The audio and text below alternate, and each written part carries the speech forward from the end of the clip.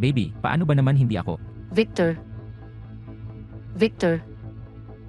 Ano ba ginagawa mo? Pag-ibig. Kilala mo ba siya? Dapat kong malaman, ipaparada ko ang kotse dito diretso. Sandali lang, okay na baby. Subukan mong kunwari hindi mo ako kilala. Hiyang-hiya ako sa'yo. Ayoko nang may makaalam na kilala kita. Halika na baby.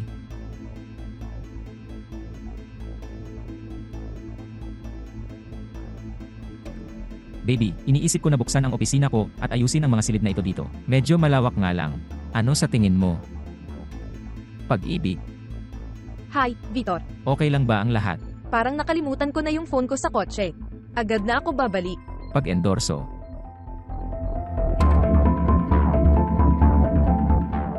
Hi.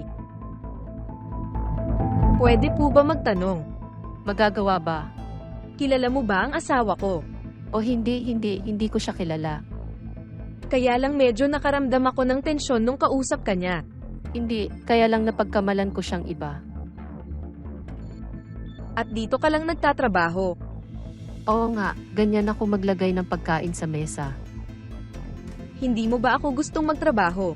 Sa likod bahay, kailangan ko ng tulong upang bahagi ng pool. Pag-aalaga sa bahay. Kung interesado ka, iiwan ko sa iyo ang aking contact. Tapos pwede mo akong tawagan, o eto ang address ko. Oh, salamat.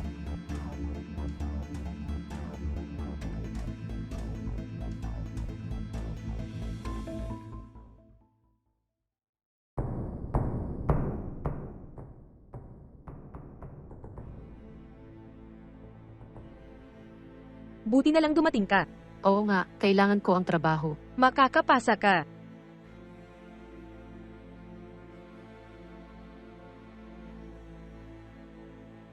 Umupo ka. Excuse me po. Kaya nga. Sabihin mo pa sa akin ang tungkol sa iyong sarili. May asawa ka na ba? May mga anak ka ba? Hindi, wala akong anak at single ako. May mga kapatid ka ba? Magkaroon ng. At ang iyong mga magulang? Okay. Hindi mo kailangang sabihin sa akin ang lahat ngayon. At ang pangalan mo? Ako si Mariana. Mariana. Ipapaliwanag ko lahat sa iyo, di ba? Ano ang kailangan mong gawin dito?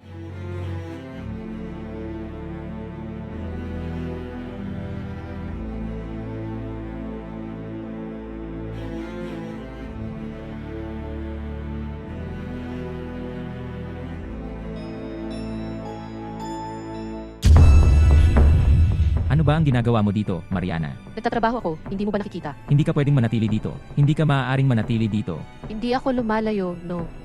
Gusto mo ba akong patayin sa hiya, Mariana? Alam mo bang hindi malalaman ng asawa ko na magkakilala tayo? Umalis ka. Tinanggap niya pala ako. Hindi mo ako pwedeng a-fire. Oo, tingnan natin ito. Pag-ibig, ito. Tawag niya, sinasamantala ito at sinasabi kung sino ako. Ano ba ang sigaw nito? Ano ba ang nangyayari dito? Bakit mo siya kinuha? Alam mong hindi ka pwedeng lumabas at umupa ng kahit sino lang. Pag-ibig. Alam mo naman na ako ang bahala sa pag-hire ng staff sa bahay. Hindi ikaw. Alam ko, baby. Ay naku, lagi kang gumagawa ng mga pinakamahusay na desisyon. Pagod na ako, baby. Pupunta ba tayo sa kwarto? Okay, baby. Hihintayin kita doon. Hindi ito mananatiling ganoon, okay?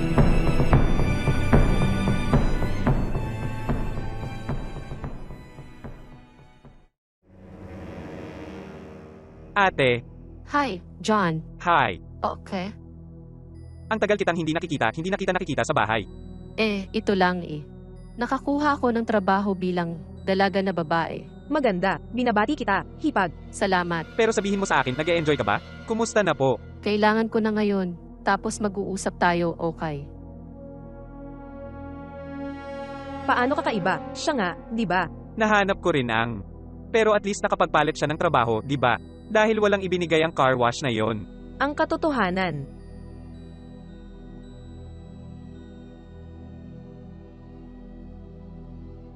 Buti na lang nakarating ka na. Kanina pa kita hinihintay. Ano ang oras na ito, Victor?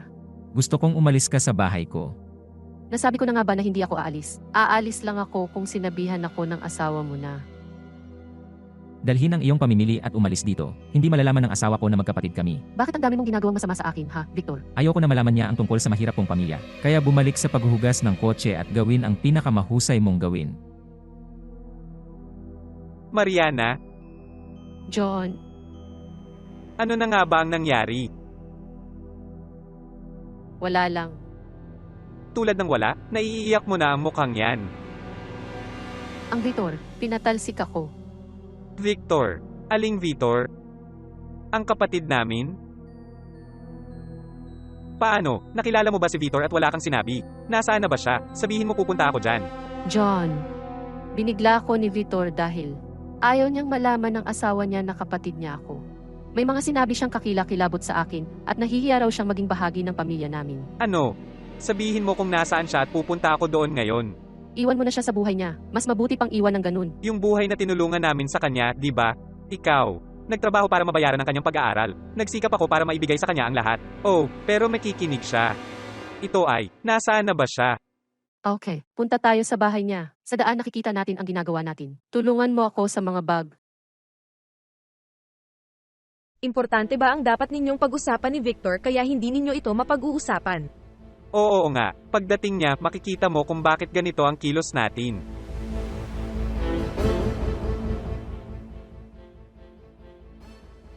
Victor, mahal ko.